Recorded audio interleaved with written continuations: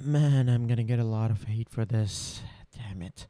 So, a battle recently happened in the JJK manga, and I think it could have happened very different. And you may wonder, bruh, what are you talking about? The battle happened, and the winner was Sukuna, as the battle I'm talking about is the battle of the strongest, Gojo versus Sukuna.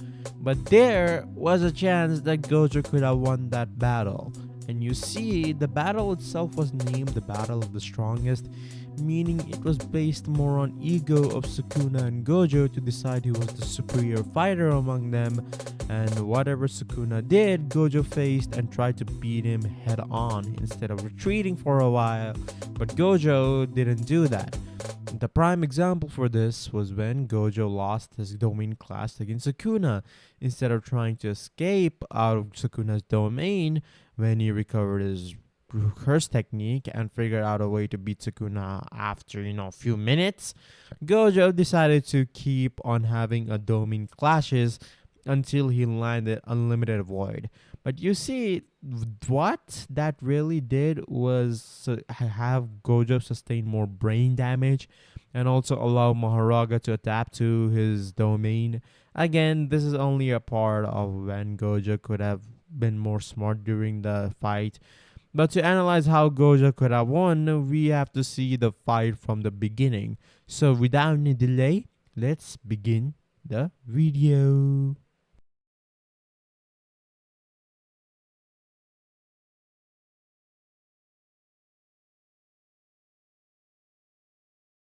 The battle starts with Gojo landing a hollow purple on Sukuna. That part remains the same, nothing really changes there for the most part. And Gojo and Sukuna go in their hand-to-hand combat, in which it was obvious that Gojo always had the upper hand when it came to hand-to-hand combat. This is where Gojo should have noticed that he was the superior fighter in terms of hand-to-hand combat and tried to fight Sukuna in that department. But I do understand that Gojo and Sukuna's domain were equal when it came in terms of refinement. So even in this scenario, where Gojo is fighting to win rather than to prove that he's the strongest for the fun, after Sukuna destroys his domain after they go into their first domain clash, Gojo does the same thing that he did in the original, that is to, heal his burnt out curse technique with reverse curse technique and stall out Sukuna by using simple domain. Then once he recovers his curse technique, shooting Sukuna with a raid on point blank range. Gojo decides to teleport out of Sukuna's domain this time. Since it's not a closed barrier, domain, now at this point, this move would surprise Sukuna as the king of curses would chase down Gojo and continues fight with him. But during that few seconds Gojo was left alone, Gojo would have come up with a plan as Sukuna would fight Gojo. He would use his domain expansion again. But Gojo's next move would surprise Sukuna, as Sukuna would be anticipating that Gojo would use his infinite void again, but this time Gojo would teleport out of Sukuna's domain. And since the center of Sukuna's domain is the shrine itself and not Sukuna, Sukuna has to open his domain again if he goes after Gojo, and if Gojo goes out of his domain's range. As Sukuna will start to get annoyed with this, as the next time he finds Gojo, but this time Sukuna would expand his domain with a barrier so that Gojo can teleport out of it.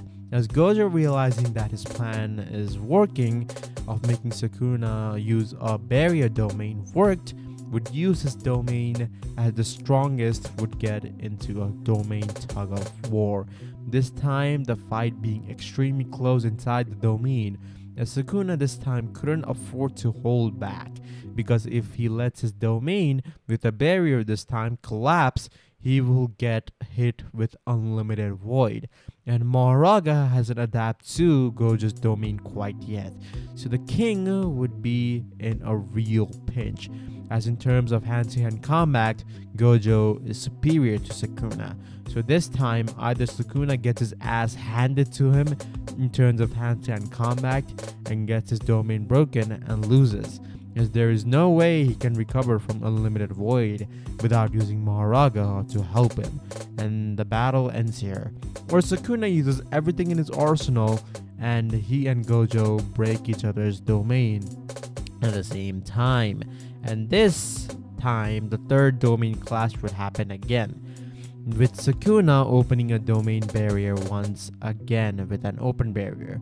But this time, it would be different, as this time, Gojo's domain would start to shrink and become a size of a basketball, as this domain clash goes the same as it did in the original, as Gojo would break Sukuna's domain from the inside, as he would sustain enough damage to Sukuna so that Sukuna could not sustain his domain, as their domains would break at the same time.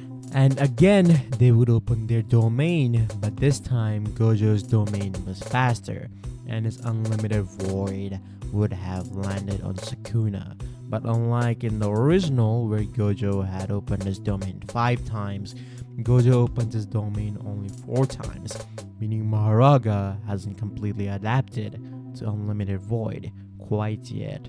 But Sukuna, having no other option, would summon Maharaga, who hasn't completely adapted to Infinite Void, but would be able to move inside the domain since he has somewhat adapted to it, but obviously not be completely able to destroy the barrier of the domain, as Gojo versus Maharaga would begin. But obviously, Gojo, having the upper hand, would destroy Maharaga. But Sukuna would manage to escape in the shadows, as Gojo at this point would have the upper hand in the battle, as his brain wouldn't be as damaged as it was in the original. He would still have enough to open one more domain expansion. Meanwhile, Sukuna, on the other hand, would have lost Maharaga, and at the same time, due to brain damage from Infinite Void, he would not be able to expand his domain, meaning Sukuna is out of his trump card, and as he doesn't have any way to get through Gojo's infinity without domain amplification, meaning Gojo would open his domain one last time, Unlimited Void would have landed, and that would be the end of the battle. Until Gojo, here things get really interesting, as Gojo could just kill Megumi and Sukuna at the same time and be done with it. And if he doesn't want to kill Megumi, then, and I guess he wants to say Megumi, then he leaves Sukuna in a state near death. Then Sukuna might use RCT, seeing that his plan in using Maharaga in order to adapt to infinity has failed. He would have returned to his Heian era form. And for the sake of the video going on for longer, Gojo versus Heian era Sukuna would happen without both of them able to expand their domain, because excessive brain damage is a thing in JJK.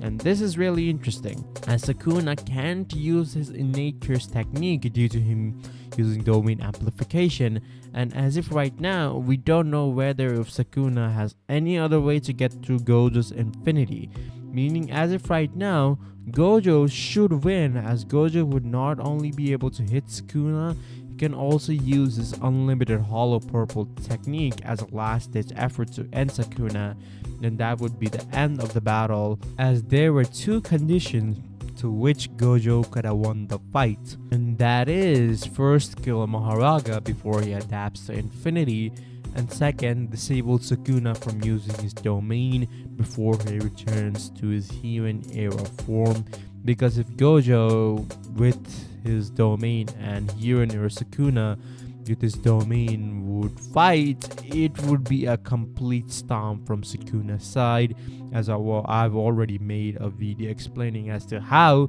that battle would go. But I'm just a guy at a random part of the world, sitting in one of the billion beds in the world, discussing whether a already dead man could have won against the strongest man in the entire series. But what do you guys think? Could Gojo have won his battle against Sukuna if he disregarded his pride and fought Sukuna with only the thought of winning, even if it wasn't in a prideful way? Comment down below, and while you're down there, subscribe and like the channel, and also share this video with as many friends as possible. Until then, I'll see you guys in the next video. Peace. Bro, at this point I'm convinced after making this video that Sukuna is Gege's favorite character. No one is changing my mind on that.